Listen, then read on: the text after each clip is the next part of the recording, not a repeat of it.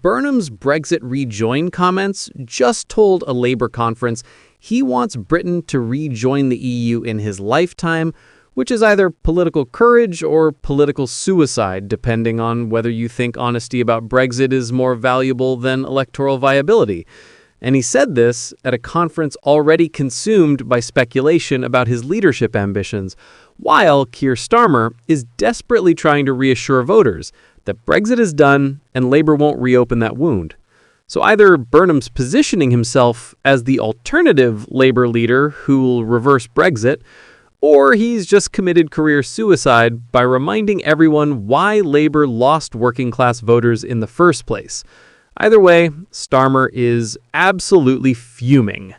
So buckle up, because we're about to dissect why Burnham chose this moment to declare his EU dreams, how it conflicts with everything Starmer promised about respecting the referendum, and whether calling Brexit a disaster while polling fourth nationally is brilliant positioning or catastrophic misjudgment. This is Labour's Brexit divide exploding into public view just when they can least afford internal warfare, and Burnham is either brave or reckless enough to light the match. Right, let's start with exactly what Burnham said, because the context and language matter enormously. At a fringe meeting during Labour's conference in Liverpool, he declared, "I'm going to be honest, I'm going to say it, I want to rejoin. I hope in my lifetime I see this country rejoining the European Union." That preamble, "I'm going to be honest," suggests he knows this is controversial and potentially damaging, but he's saying it anyway. That's either admirable candor or political recklessness. The "in my lifetime" caveat is interesting because it acknowledges this isn't happening anytime soon, but frames it as a long-term aspiration rather than immediate policy. He's essentially saying, I know we can't do this now, but eventually I hope we reverse Brexit. That's softer than demanding immediate rejoining, but still fundamentally rejects the finality of the 2016 referendum result. Burnham went further, arguing it's time for Labour to start calling out the disaster that Brexit has been.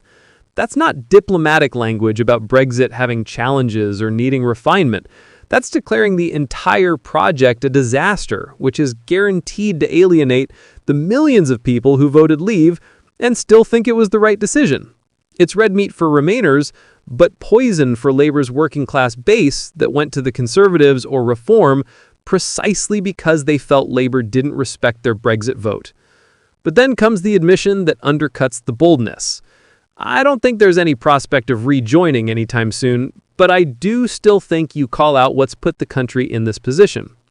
So he wants to rejoin, thinks Brexit is a disaster, but acknowledges rejoining isn't realistic.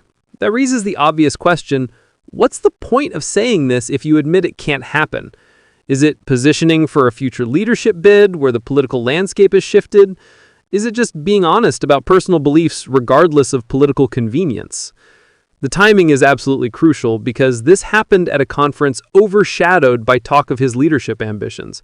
Burnham isn't just some random Labour MP expressing a personal opinion. He's someone being actively discussed as Starmer's potential replacement. When a potential future leader declares he wants to rejoin the EU, that's not just commentary, that's a policy platform preview. And this comes after Starmer spent the election campaign explicitly reassuring voters, including Express readers, that Brexit was safe in his hands. Starmer's entire approach has been to say Brexit is done, we've moved on, Labour won't reopen that debate, and now one of his potential successors is saying actually Brexit is a disaster and we should rejoin eventually. That's not just undermining Starmer's message, that's directly contradicting it. Burnham's comment about digital ID cards adds another layer of disagreement. When asked if he backed the policy, he said, "Not now," which is a polite way of saying no without entirely closing the door. So he's publicly disagreeing with Starmer on Brexit and on digital ID, positioning himself as more in tune with civil liberties concerns and skeptical of policies that feel authoritarian to many voters. His acknowledgement that there's an impression that I am just completely out for myself, disloyal, is fascinating because he's addressing the criticism while simultaneously doing exactly what that criticism accuses him of doing. He's aware people think he's positioning against Starmer, and his response is essentially to defend his character while continuing to stake out different positions. That's not dispelling the impression, that's confirming it while claiming good intentions.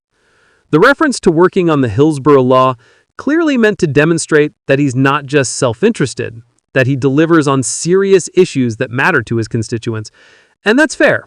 The Hillsborough family's justice campaign is genuinely important, but using it as evidence of loyalty while simultaneously contradicting the PM on major policy issues is a complicated message at best.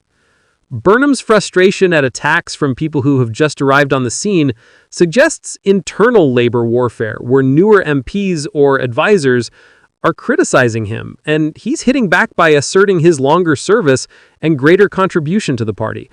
That's not the language of party unity, that's factional conflict spilling into public view, and his claim that he did more than others to make the conference a success while being attacked for it paints him as unappreciated and undermined despite his efforts. The warning about Reform UK potentially taking control of the Welsh Senedd is his justification for speaking out. He's arguing that Labour needs a strong message for May's elections in Scotland, Wales, and local councils, and staying quiet while Reform surges would be irresponsible. That frames his Brexit comments as strategic necessity rather than personal ambition. He's not positioning for leadership, he's saving Labour from electoral disaster by offering an alternative message.